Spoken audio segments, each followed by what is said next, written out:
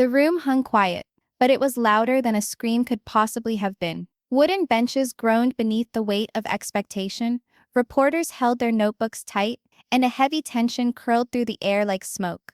All eyes were on the double doors at the rear of the courtroom. Behind them, the truth waited to enter.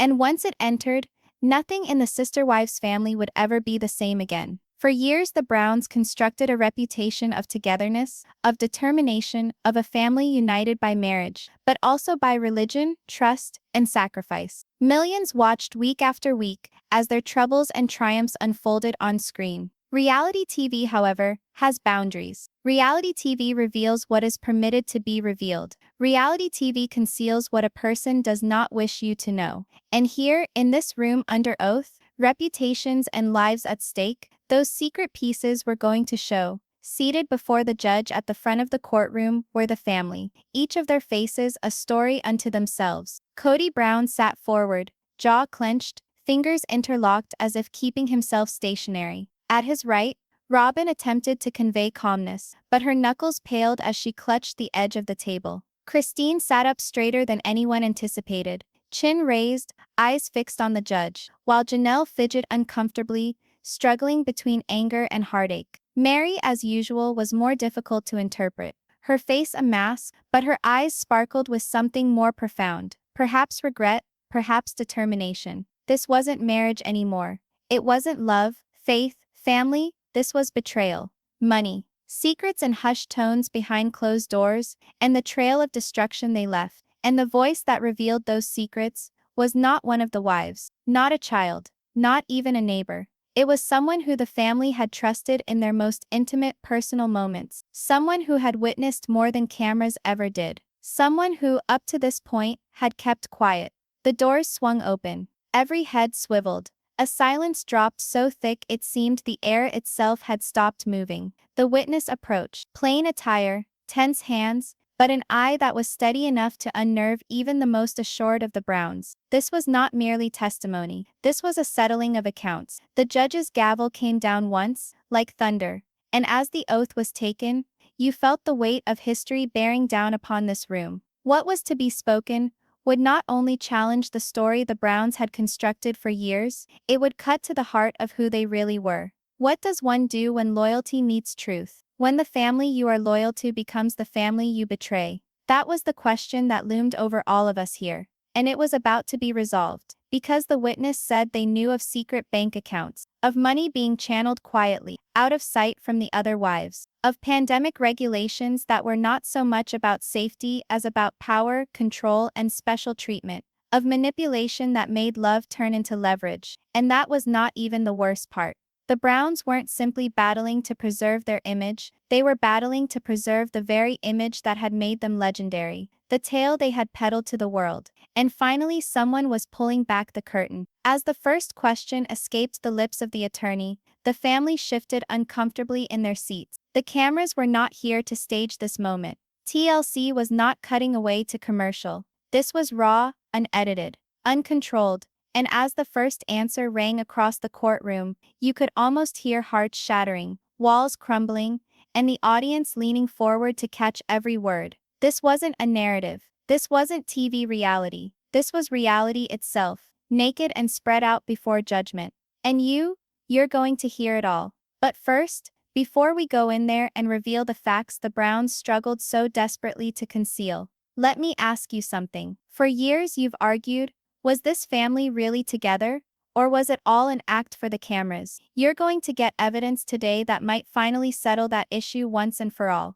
Be sure to subscribe to Sister Wife Daily Scoop immediately, because what this trial reveals will shock you into seeing everything you ever thought you knew about sister wives in a different way. Now, breathe, because once this begins, there's no turning back. The Browns' world is about to be shaken to its core, and you're in the front row. The courtroom settled into an uneasy stillness as the witness adjusted the microphone. Their voice trembled at first, but quickly steadied, like someone who had carried a burden for too long and finally found the strength to put it down. The opening lines weren't dramatic. They were run-of-the-mill procedural. Name, profession, how long they'd been working for the Browns. But under the placid rhythm, the audience sensed the undertow. this was only the tip of something far more profound. Kody fidgeted in his chair, his eyes fixed ahead, not on the witness but on the judge. His fists clenched, relaxed, clenched again. Robyn's mouth moved, whispering silent prayers. Christine, however, leaned forward just far enough that her face was noticed by reporters seated in the front row.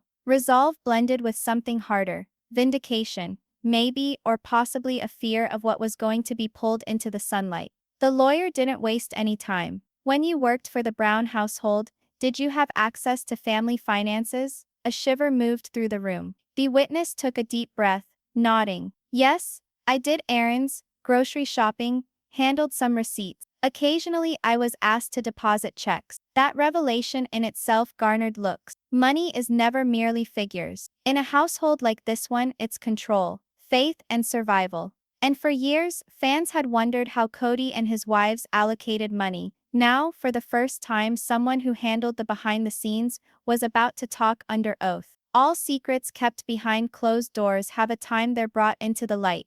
And this was their time. The lawyer leaned in closer, his voice cutting. Ever see transactions that looked off? The witness hesitated, eyes flicking to Kody, who at last turned his head, making eye contact with them. A flash of intimidation appeared, but the witness continued. Yes, numerous times. Deposits that were not what I was led to believe I should receive. Money being transferred into an account held in the name of an LLC that was not explained to the other wives. Gasps, whispers erupted. The judge rapped the gavel. Silence fell, thicker than before. Robyn's hand rushed to her mouth, her head shaking. Christine's jaw relaxed partially, affirming what everyone suspected but no one could verify. Janelle wrote something down in a notepad, her lips pursed, struggling to keep her composure. Meri sat with her eyes fixed on the table, glassy but unreadable. The witness went on. At first, I thought it was typical, possibly a business account. Then I heard the conversation, and it made sense. Not everyone knew. Not everyone had access. The attorney paused, letting the sentences linger, allowing the audience a moment to feel the weight of them. Then slowly, methodically, he posed the question. Are you suggesting that specific members of the Brown family were not privy to financial information or access? The witness's voice cut through the silence like a blade. Yes, that's exactly what I'm saying. Truth doesn't always shout. Sometimes it whispers. And those whispers are loud enough to break a family apart. Kody lurched violently, his chair screeching on the highly polished floor as he swiveled toward his attorney. Robyn's eyes welled up with tears, and she shook her head,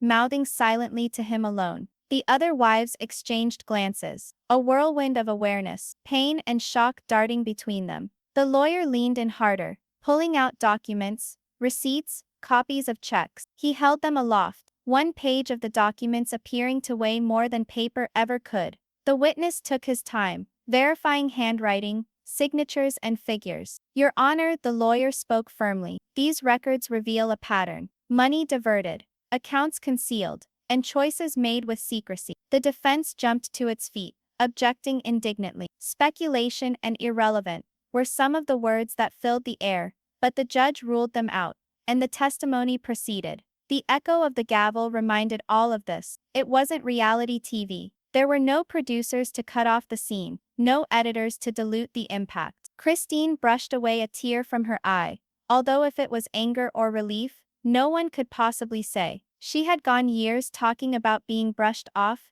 ignored, and devalued. Now another person was affirming those feelings for the whole world to see. The following line of the witness hit home with even greater impact. I was paid by Robyn herself, not out of a joint account. And I was told not to speak of it with anyone else. Betrayal isn't always in big things. It's sometimes in the subtle instructions spoken behind closed doors. Pens of reporters moved more quickly, shutters clicked quietly, and the jury changed. All attention caught. The tension had spread from anticipation into a living energy that filled the room. The lawyer for Kody tried to take over, cross-examining with rapid-fire questions. Are you sure? Was it possible that this was a misunderstanding? Were you ever told so in so many words? But the witness did not falter. Their responses stayed constant, their voice unshaken despite the intensity. I know what I saw. I know what I was told. And I know that not everyone in that family was aware. The words fell like punches, every one reverberating in the ensuing hush. And for the first time, the audience wondered if the picture of plural marriage bliss had been broken much sooner than anybody had ever imagined. Christine sat back, taking a deep breath, as if preparing herself. Janelle closed her eyes for a moment, getting strength. Meri finally raised her eyes, staring at Kody's, a mixture of accusation and tiredness. Robyn grasped Kody's hand, holding hard, but his fingers were unyielding and unresponsive. His face was a statue, jaw locked, eyes staring straight in front of him. The judge leaned forward, eyes slightly narrowing. This testimony raises serious questions. We will proceed. And with that, the air became heavier still, the silence more crisp, the tension more charged. Because if this was merely the beginning, what came after could shatter more than reputation. It could demolish the very foundations of the Brown family's reputation. The initial chink in the Browns' flawless facade had just been revealed, and the walls were crumbling.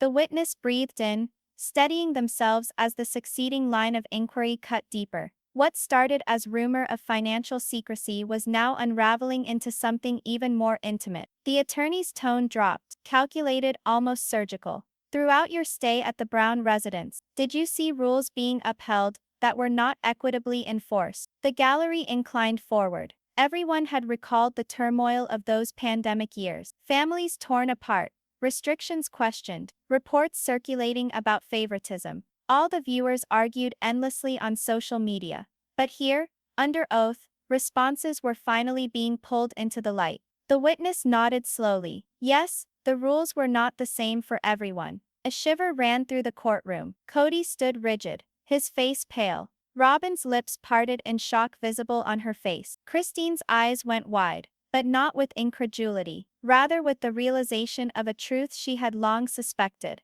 Janelle clapped a hand against her chest, as if holding her heart still. Meri blinked furiously, the mask of calm crumpling. The lawyer leaned forward. Can you tell us? The phrases came slowly, but every one hit like a blow. Some relatives were told they could not enter the house. Children who were frantic to visit their father were refused admittance. But I saw parties with others permitted freely within. Close relatives of Robyn appeared to have special privileges that the rest did not have. Rules are not rules. When they bend for a few and break others, they turn into weapons. The response was swift. Christine let out a distinct gasp, shoulders shaking as she looked away from the witness, tears brimming in her eyes. Janelle shook her head, her voice breaking as she muttered something under her breath. Robyn, eyes wide, tried to interrupt, but the judge swiftly cut her off. Kody sat forward, his eyes flashing with barely contained rage, as if he could scorch holes in the witness with his gaze alone. The lawyer pushed on. You're telling me that children weren't allowed to see their father but others were? Yes, the witness replied steadfastly. I saw one of the daughters outside in tears. She pleaded to be admitted. I was instructed to say no. And yet, within less than an hour, I saw Robyn's friends coming and going freely, unchallenged. The courtroom exploded. Gasps, whispers, palms over mouths. The scratch of pens against paper as reporters scribbled down every utterance. The judge rapped the gavel for order. But it was too late. Christine hid her face in her hands, her shoulders convulsing with muffled sobs. Janelle's fists were clenched tightly, her body shaking with anger. Meri turned to gaze at Kody, her eyes blazing with pain and incredulity. Robyn's face was shocked, shaking her head, mouthing words such as "that's not true." But nothing escaped her lips. Kody batted his hand on the table, voice rising over the noise. That never occurred. That is a falsehood. The judge snapped firmly. Mr. Brown, calm down or you will be taken away. Kody's attorney put a hand on his arm and motioned for him to sit. He did so unwillingly, chest heaving, face flushed with anger. The lawyer stopped, holding the silence for a moment. Then, in almost a whisper, he said, did you ever hear people discuss why these regulations were enforced differently? The witness struggled, her voice breaking. Yes, I heard Kody and Robyn one night. They were talking about how some visits would appear bad, how it would create drama. But for others, they said things could be an exception. It wasn't a safety issue, it was control. When rules become a facade, the reality behind is much more sinister. Christine raised her head, the tear-stained face twisted in rage. I knew it, she breathed harshly, her voice cracking. The words weren't audible, but the microphones picked them up. broadcasting them across the whole courtroom. Gasps rippled a second time. Robyn buried her face in her hands, shaking convulsively. Kody cursed under his breath, staring furiously at the table before him as if the wood itself had turned against him. Janelle sat frozen, her jaw clenched, her whole body taut with shock. Meri shifted uncomfortably, caught between the crossfire of her own conflicting loyalty. The voice of the judge broke through the tempest. "Proceed." The attorney leaned closer to the witness stand, his tone deadly serious. "So what you're telling this court is that these restrictions presented to the public as safety measures were applied selectively, favoring some while isolating others." The witness nodded firmly. "That's exactly what I'm saying." Reporters wrote frantically. Members of the gallery had whispered the words betrayal and favoritism. The Browns' faces were stamped with pain, disbelief, and anger. What the world had long suspected was now suspended in the air like smoke, unmistakable and smothering. The lawyer struck again. "And who, in your experience, gained the most from these discriminatory rules?" The response landed with the force of a grenade. "Robyn, always Robyn." The room burst apart. Robyn's cry was a strangled one, the tears streaming down her face as she shook her head back and forth. Kody sprang up once more, held back by his attorney. Christine and Janelle sat there, their looks saying more than words ever could. A combination of sadness and bitter affirmation. Meri sat speechless, lips clamped into a thin line, her eyes far away. The instant favoritism creeps into a family, harmony is destroyed irreparably. The judge hammered the gavel once more, requiring order. "If there is another outburst, I will empty the gallery." The room slowly settled, though tension hung in the air, electric, charged and ready to spark again at any instant. The witness's face was tranquil, although their hands shook slightly, holding on to the edge of the stand. The lawyer leaned back, his tone gentler now. "Why did you remain silent until now?" Tears pricked at the witness's eyes. "Because I was scared. This family has influence, power, and I liked them. I liked the children. But seeing them cry, seeing them suffer, while other people played by other rules, I could not hold it inside anymore." The gallery fell silent once more. But this time it wasn't anticipation. It was sorrow. The heaviness of betrayal. The pain of watching something once treasured laid bare. Christine let out a sob, unable to contain it. Janelle wiped angrily at her eyes, muttering under her breath. Meri's face crumpled, her carefully built wall finally cracking. Robyn shook uncontrollably, clutching Kody's arm, while he stared at the witness with an expression that was part fury, part disbelief. The judge cleared his throat, his eyes sharp, his tone solemn. "This testimony will stand. Court is adjourned for recess." The gavel dropped. Yet even as the room exploded in commotion, journalists scrambling for phones, onlookers murmuring in shock, the Browns sat transfixed. A family that had appeared invincible now appeared splintered, raw, and open to the unforgiving glare of reality. Rules they once guarded themselves against were now the very proof shattering them. The courtroom came back from recess in the same kind of silence that weighed more than noise ever had. The air seemed thicker now, as if every breath weighed heavily with expectation. The Browns sat down again in their seats, faces ashen, drained but unyielding. Kody kept his chin up, though his eyes gave away the tempest raging beneath. Robyn gripped his arm, eyes red, lips quivering. Christine and Janelle marched with crisp resolve, their eyes ahead, not daring to glance at him. Meri hesitated, reluctant, her expression inscrutable, but her shoulders bent under the weight of what had been revealed. When the judge asked for the next round of testimony, the mood once more changed. The lawyer's voice was harder now, riding on what had already been revealed. He hunched forward toward the witness stand, narrowing his eyes. "You said before that you overheard some conversations between Mr. Brown and his wife Robyn. Let's discuss this." Kody's jaw tightened visibly. Robyn shut her eyes, shook her head in protest, but remained silent. The witness paused, their hands shaking a little. But then, with a determination that intensified with each sentence, they added, "One evening, I was finishing up late. I overheard Kody and Robyn in the other room. They were discussing the rules, but it wasn't regarding health or safety. It was about optics, about how it would appear if certain children could come over and others couldn't. I recall Robyn remarking that it would be a problem with Christine when her children visited too frequently, and Kody concurred. When love turns into strategy, family bond is no longer a bond. It's a battlefield. A murmur spread like wildfire. Christine's face flushed deep red, her breathing uneven as she turned sharply toward Kody. Janelle's eyes widened in horror, her lips parting as though to shout but no sound coming out.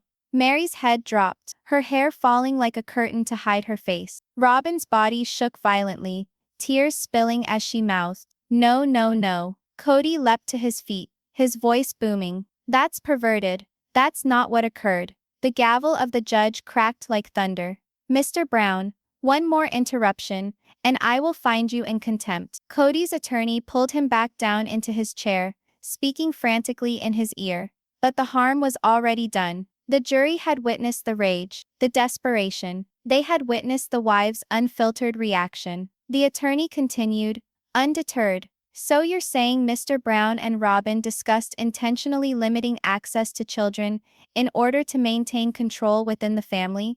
The witness nodded. "Yes, they made decisions based on keeping certain people close and others distant. It wasn't about protection, it was about power." Gasps pierced the room once more. Christine cried out now, burying her face in her hands. Janelle balled her fists against the table, shaking with anger. Meri was rigid, her lips compressed so hard they whitened. Robyn cried wildly, holding on to Kody, who sat immobile, eyes burning with rage, but lips locked tight. The most ruthless betrayals are not the ones we envision. They are the ones spoken in the dark, never intended to be heard.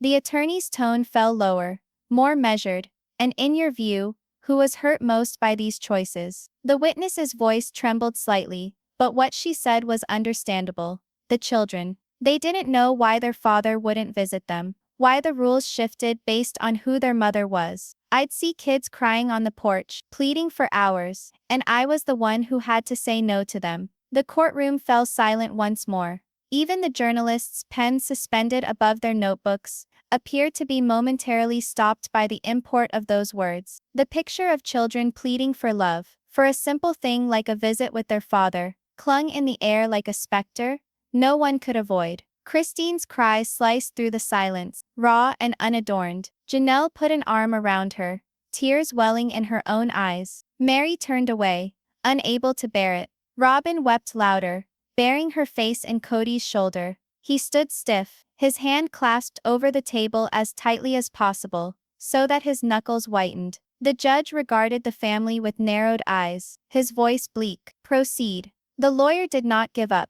"So you are saying these restrictions were not so much safety-related as this was to isolate certain wives and children?" The witness replied firmly, without wavering, "Yes, that's the truth." The courtroom folded in on itself. The crowd craned forward. The Browns sat silently broken, and the jury watched, their faces solemn, each word sketching a portrait of favoritism, manipulation, and control that no reality show had ever drawn. The truth has the ability to cut deeper than any sword, because it slices into the very heart of its listeners. For years, viewers wondered why the family seemed to unravel so quickly, why Christine left, why tension consumed what was once portrayed as unity. Now, piece by piece, the puzzle was being filled in. The finances, the rules, and now the intent. It wasn't just dysfunction, it was strategy. Calculated choices made behind closed doors, with consequences that tore a family apart. The last words of the witness for the day rang in the courtroom like a last crack of the gavel.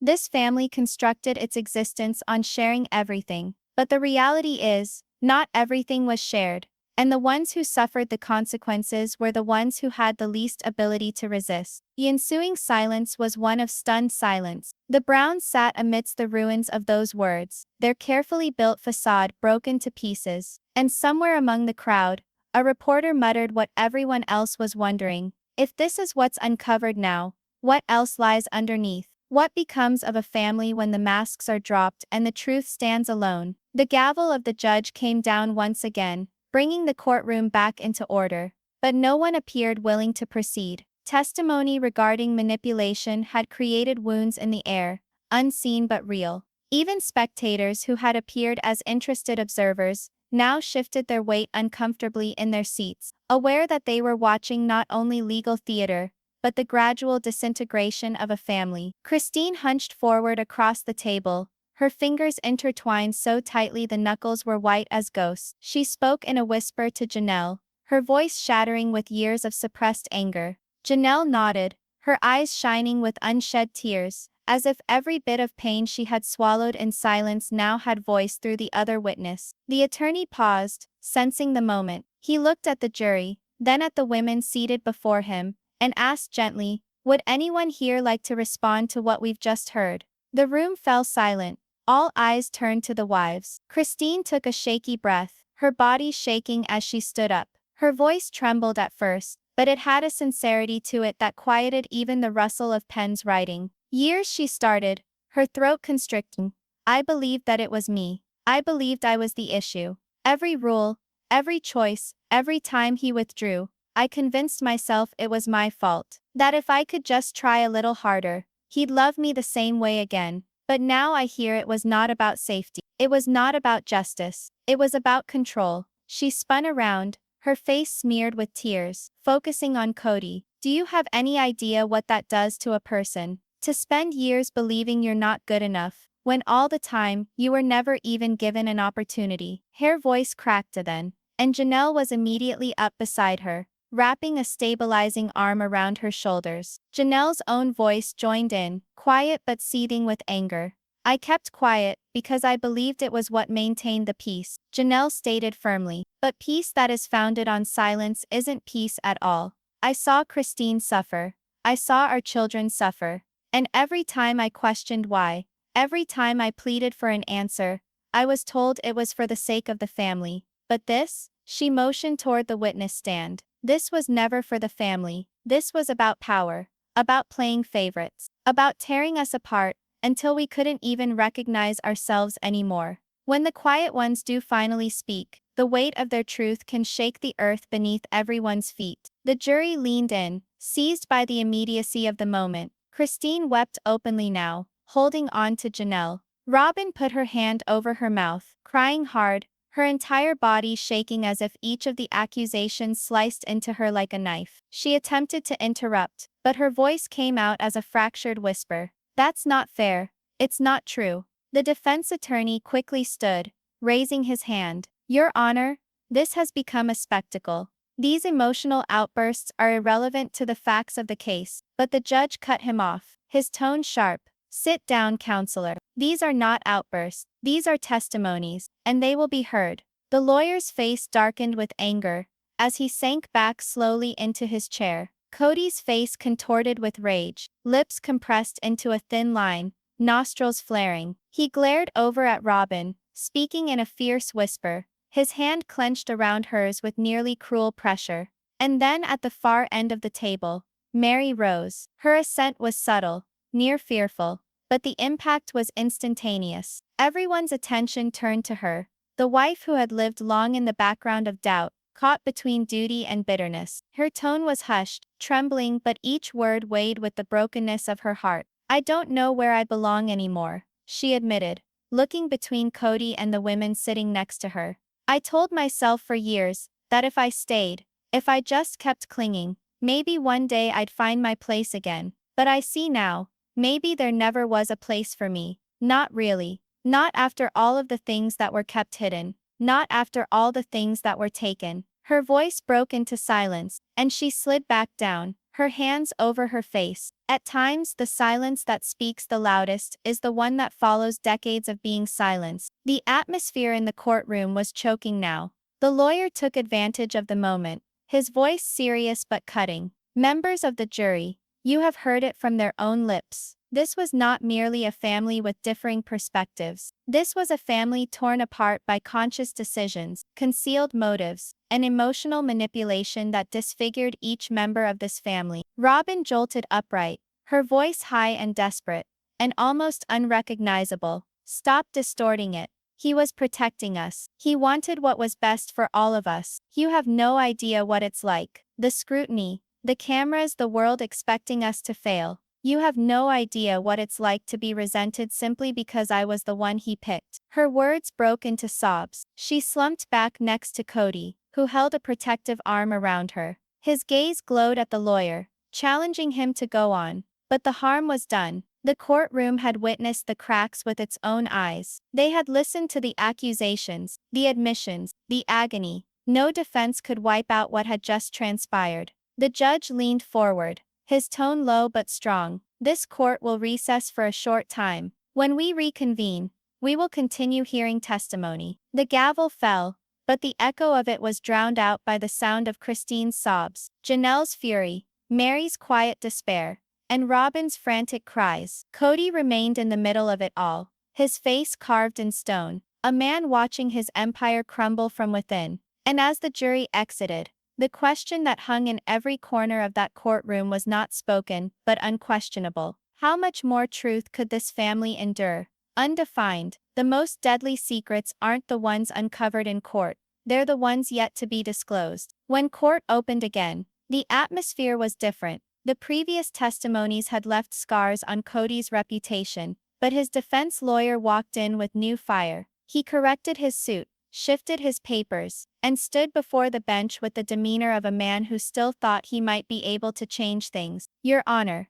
he started assertively, the prosecution has given you a picture of Mr. Brown as manipulative, calculating, and cruel. But that you've heard so far is only a one-sided story. Emotional testimony, subjective recollections. Today we will present to you the truth, not the dramatized version, not gossip or spin, but reality of a man attempting to keep together a very atypical family in extraordinary conditions. Kody sat tall, his hands folded, nodding firmly as his lawyer spoke. For the first time all day, there was a flicker of resolve in his eyes, as if he believed this might finally be the moment to reclaim his voice. The initial action was to vilify the witness. The lawyer moved closer, his tone biting. You said you heard discussions late at night, that Mr. Brown and his wife talked of rules for appearances, not security. But did you ever actually hear anything? Were you in the room? Did you tape it? Or were you maybe interpreting snippets of conversation to fit your own beliefs? The witness shifted restlessly, their confidence lost. I wasn't in the room, but I heard enough to know what was being said. The attorney's lips twisted into a knowing smile. Enough to assume, enough to speculate, but not enough to prove. Ladies and gentlemen, is it fair to condemn a man's character based on whispers through a wall? Doubt, once sown, can grow faster than truth. Christine bridled at the suggestion, her face hot with anger. Janelle grumbled under her breath. Robyn sat forward intently, holding on to every sentence, as if the lawyer was her salvation. Kody sat stock still, his jaw locked, but his eyes blazed with a contained satisfaction. The lawyer pushed on. You say children were left sobbing on porches, pleading for their father. But where are those children today? Where are the records, the evidence, the written complaints? Might it be, just might it be, that what you denominate as neglect was actually the natural growing pains of an overstretched family? The jury looked at each other, their faces inscrutable. The witness stumbled again, their voice weakening under the onslaught. Robyn couldn't keep quiet any longer. She got to her feet, her voice shaking but clear enough to resound throughout the room. You don't get it what it was like. Kody was splitting himself in two, trying to be everywhere, trying to be everything, and everybody ever did was rip him apart. He adored those children. He adores those children. But nobody notices, nobody remembers. They just spin everything around to present him in a monstrous light. Tears streamed down her face unchecked, her chest rising and falling with emotion. She gripped Kody's arm with a tight fist, her eyes appealing. He covered her hand with his, a fleeting glimpse of softness in the tempest. At times love does not manifest in grand acts, but in the frantic standing up for someone you cannot stand to lose. The judge gestured for order, but the flood of emotion had already made its impact. A couple of jurors shifted uncomfortably, obviously moved by Robyn's conviction, or at least the depth of feeling. And then there was the moment everyone had been waiting for. The defense attorney addressed his client. Mr. Brown, it's time for you to tell your side. The atmosphere changed in an instant. Reporters leaned forward, pens ready. The audience collectively held its breath. Even Christine and Janelle stiffened in their seats, preparing themselves for the tempest they knew was about to erupt. Kody stood up slowly. Slowly, his imposing presence filling the room even before he opened his mouth. He smoothed out his suit, stood tall, and strode to the witness stand. As he extended his right hand and took the oath to speak the truth, his eyes flashed briefly to his wives, past and present, holding each one for a second before coming to rest on the jurors. When at last he started, his voice was firm, low but imbued with conviction. "I made errors," he conceded, his eyes scanning the room. "I'm not going to stand here and say I was perfect, but I never did anything out of ill intent. Never. Everything I did, every decision, every regulation, was because I believed it was the only way to ensure my family's safety. A family on the microscope, judged by the public, mocked by everybody, dissected by the media. You can't imagine what that pressure feels like unless you have lived it." He leaned forward a little, his voice tensing with emotion. "I didn't play favorites. I didn't attempt to push anyone away. I was attempting to run a household larger than most people can even envision. And yes, that sometimes resulted in people getting hurt. Sometimes it resulted in sacrifices. But never, ever, because I wanted to. Only because I didn't see another way." Each villain's narrative is, in his head, a survival story. The jury hung on his words. The raw defensiveness, the near desperation in his tone, had its own pull. Christine shook her head wildly, mouthing lies. Janelle's fists clenched at her sides. Idiot. Meri gazed down at her hands, lost in wordless conflict. Robyn, however, regarded him as if he were the sole man in existence, her tears falling as if every syllable validated her faith in him. The defense lawyer moved in closer. "Mr. Brown, in your heart, do you think you were doing the right thing?" "Yes," Kody replied insistently. "I did what I considered to be best for them, for all of them, even if they don't see it yet."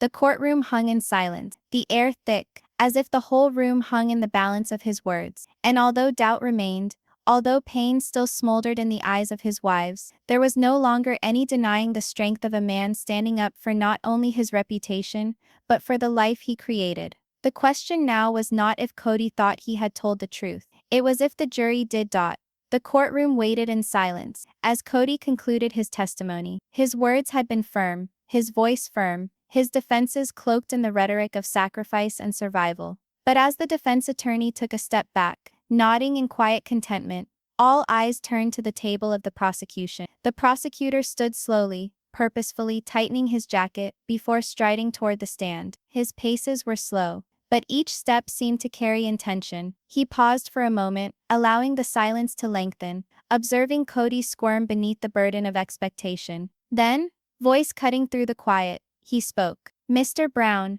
you told us a moment ago that you never did anything out of malice, that you always acted in the best interest of your family. Is that right?" "Yes," Kody replied hastily, his chin held high. "That's right." The prosecutor tilted his head, his eyes narrowing. "So when Christine testified that your rules changed depending on which wife was involved, that wasn't out of favoritism? When Janelle said her children were turned away, while Robyn's were welcomed, that wasn't selective?" Kody leaned forward, his hands gripping the edge of the stand. "It wasn't favoritism. It was about circumstances, timing, logistics, things they don't understand." The prosecutor raised an eyebrow. "Logistics? Are you asking this court to believe that crying children on their own doorstep were victims of scheduling conflicts?" A wave of uneasy laughter washed over the gallery. Christine pursed her lips, her face aflame with rage. Janelle shook her head in incredulity. Robyn's hands flew to her face, hiding behind them from the room's reaction. The truth tends to seep through when excuses start to break. Kody grew red-faced, his voice escalating. "You don't understand. You've never had to balance 4 homes, 4 needs, 4 women tugging at you every second of the day. I did the best I could." The prosecutor jumped. "And yet, isn't it a fact that while Christine and Janelle were pleading for time, you spent most of your evenings in Robyn's house? Isn't it a fact that your so-called rules always favored her children more than anyone else's?" The words strike with the impact of hammer blows. Kody stumbled, his jaw chewing, his eyes shifting towards Robyn before refocusing on the prosecutor. "That's not true. I was just trying to maintain peace." "Maintain peace," the prosecutor echoed, his voice like a cutthroat. "Tell me, Mr. Brown, does maintaining peace involve leaving half of your children behind in order to defend the comfort of one wife?" The jury leaned in, the faces growing harder. Kody's shoulders clenched, his mouth opened, but no sound emerged. For the first time, His confidence visibly faltered under the brightness of the interrogation. When the only response is silence, guilt speaks for itself. The prosecutor hit harder, smelling blood in the water. Earlier you said you made some errors, but are we to assume those errors always landed on the same wives, the same children? Isn't it the case, Mr. Brown, that your home wasn't run by accident, it was run by design? Christine gasped openly, weeping afresh. Janelle hissed a seething yes, softly under her breath, her fingers shaking as she clutched at the table.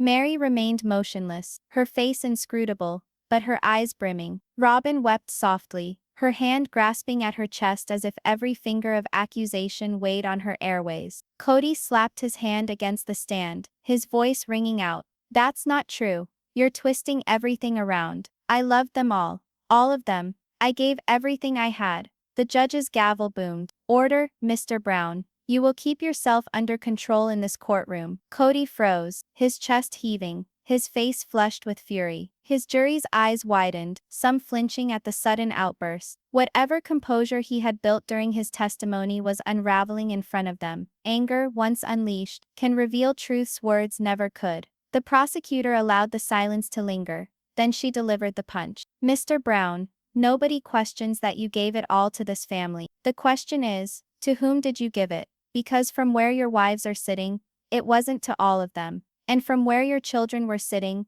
it wasn't to them either. The words echoed through the courtroom, landing with a weight that seemed to press on every chest. Kody's lips quivered, his eyes darting desperately across the faces before him. Christine's fury, Janelle's disappointment, Meri's despair, Robyn's anguish. He opened his mouth, but no defense came. The prosecutor stepped back slowly, his voice quiet but firm. No further questions, Your Honor. The judge inclined his head, sending Kody back to his seat. He walked heavily, his footsteps uneven, the striding confidence from earlier replaced with something slower, weaker. Robyn took his hand the instant he sat, holding it with shaking fingers. He let her keep it, but his gaze stayed fixed on the table, not meeting anyone else's eyes. For the first time, the man who always had an answer had none at all. The courtroom settled into a tense silence, the air electric with the knowledge that something had shifted. The image of Kody as a misunderstood protector had cracked, leaving behind a figure torn by contradictions, excuses, and flashes of uncontrolled anger. And as the jurors took notes, their faces stern,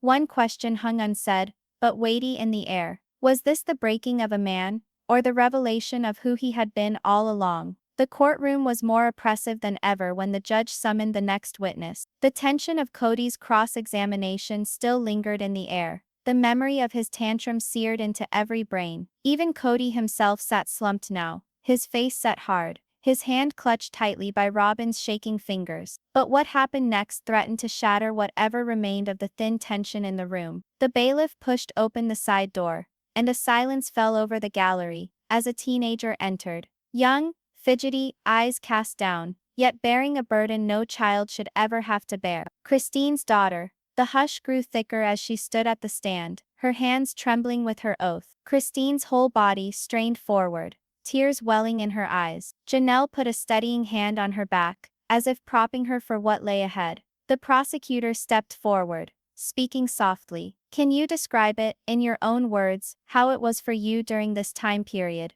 that these rules existed? The little girl paused, her lip between her teeth, before she finally answered. It was lonely. I would sit and wait for Dad. I'd sit on the porch, waiting, because I thought he just forgot. I figured maybe he was busy, but he'd come if I just hung around there long enough. But he didn't. Her voice shook, her hands writhing together in her lap. And then I discovered that he was with Robyn's children. He was laughing with them, taking them somewhere. And I couldn't comprehend, why them and not me? Why wasn't I enough? Christine sobbed silently, her hand over her mouth, as Janelle wrapped her arms around her. On the other side of the room, Kody's face contorted, his jaw clenching, his eyes shining but not falling. Robyn shook her head wildly, whispering no repeatedly, her face streaming with tears. The most excruciating hurt is not that which is left upon the body, it is that which is etched upon a child's heart.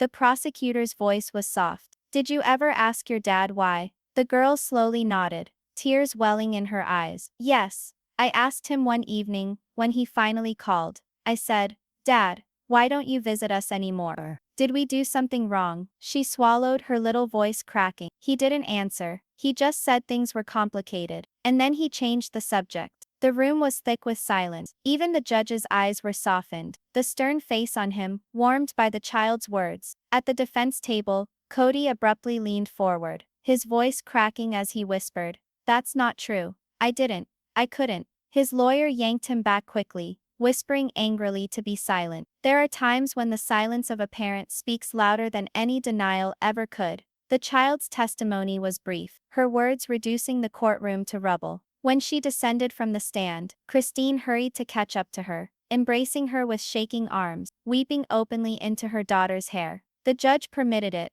understanding that some were bigger than procedure. But the prosecution wasn't finished. They brought in another witness, this one of Janelle's sons, taller and older, his voice firm but his eyes welling with controlled rage. "I saw my mom cry at night," he reported matter-of-factly, his eyes fixed on Kody. "I saw my siblings wonder why we weren't good enough. And I stopped wondering, because I knew." The answer was always the same. He chose her. He chose them. Not us. Robyn wept openly, covering her face. Kody glared back at his son, his lips trembling, his hands shaking, but nothing came out. The boy's eyes brimming with tears, his voice shaking now. "Do you have any idea what it was like to watch your mom shatter each day? To watch her still try, still smile, still lie to us, and tell us it would be fine, while you were off somewhere faking that we didn't matter? You don't get to call that protection. You don't get to call that love." Christine's tears rang out. Janelle's tears streamed silently, her face contorted in rage and sorrow. Meri sat frozen over her lap,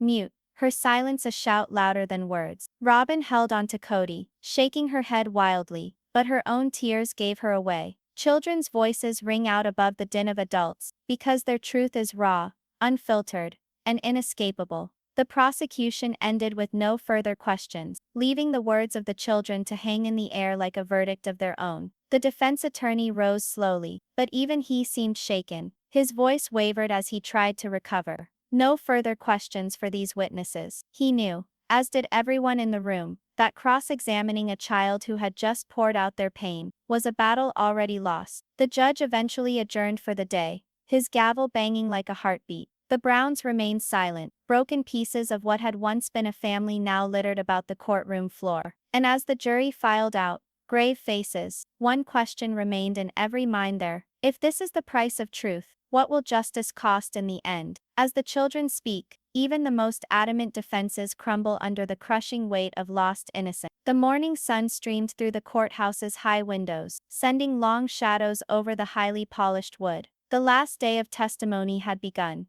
and with it came an air of inevitability. The jurors' faces were etched with fatigue, their eyes revealing the weight of all that they had seen. The gallery sat in stunned silence, as if holding its breath collectively, understanding that the closing arguments would either sew the narrative together, or rip it asunder even more. The prosecution stood first. His voice was calm, measured, each sentence slow. "What you've heard here today is not just the disintegration of a family," he started, his eyes sweeping around the jury, "but the revelation of a truth suppressed for way too long. Rules made in the name of protection turned into barriers of exclusion. Vows of equality turned into nepotism. And the individuals most hurt were not the parents or the spouses, but the children, who sat on porches waiting for a father who never arrived." Christine hung her head, weeping freely. Janelle ground her teeth, struggling to keep the composure intact. Meri sat rigidly, her face impassive, but her eyes revealing a maelstrom of unspoken emotion. And Robyn grasped desperately at Kody's arm, her sobs sounding softly. And Kody himself gazed down, his hands shaking against the table.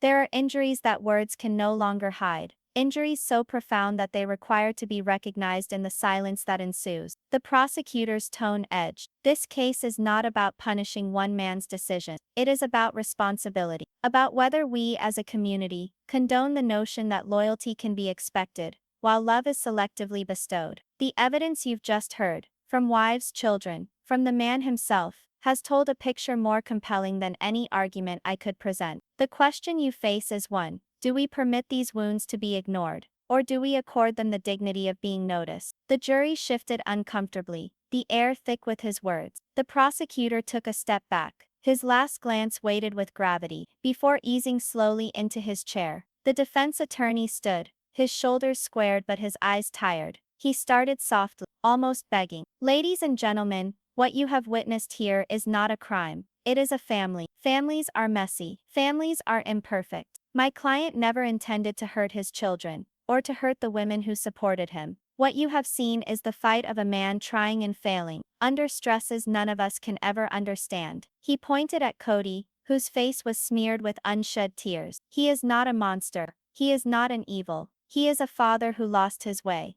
A husband who could not weigh the impossible. Do not confuse flaws for wickedness. His voice shook at the edges, the vulnerability in his defense betraying the truth he struggled to hide. At other times, the most difficult thing about judgment is understanding the difference between human failure and inexcusable choice. The defense counsel's voice cracked at the end. I ask you, do not judge him for being human. View him not as a headline, but as a man who loved, even if he loved unevenly. He bowed his head, indicating his conclusion. The judge directed the jury, and sent them out to deliberate. The room stayed locked in its own silence. The Browns scattered about in hushed silence on their benches. Christine cried openly, her daughter propped against her. Janelle's son sat grim-faced, arms crossed, not looking at the father who had broken him. Meri spoke softly to someone only she could hear, and Robyn held on to Kody, as if holding him close could keep the breakdown of everything from happening. Kody's face was white, his lips silently moving, as though he was praying to a god that no longer heard. Minutes turned into hours. The Browns didn't say a word to one another. They didn't even breathe. The gallery mused softly, conjecture replacing the vacant air. At last the jury came back. Their faces spoke before the foreperson even opened his mouth. Somber, resigned, weighed down by choice. The judge framed the question, and the foreperson stood up. The words were slow, intentional, slicing through the quiet like glass. We, the jury, find. The remainder of the sentence melted into a haze, consumed by gasps, sobs, and stunned quiet. Some cried, others hung their heads, others gazed in shocked silence. Kody fell across the table, Robyn holding him as if he were sliding from her grasp. Christine hid her face in her daughter's hair. Janelle cradled her son as he sobbed openly, and Meri sat frozen still, as if she had been petrified. Whatever decision the jury made, the reality was unmistakable. The Browns had already lost much more than a court of law could give back. As the gavel fell, the family stood divided, shattered shards strewn over a life once full of promise. The cameras snapped, the murmurs increased, but none was important anymore. What remained was not the verdict, but the destruction of love forsaken, of trust broken, of children standing on porches, waiting for a father who never returned. And as the courtroom cleared, the only question that was left behind was not one of guilt or innocence. It was one of what occurs when the ties of family are stretched so taut that they ultimately break. Do you believe the Browns can ever recover from this, or has the damage been done too much? Let me know your opinions in the comments. And don't forget to subscribe to Sister Wife Daily Scoop for more in-depth dives into the stories that shake us to our core.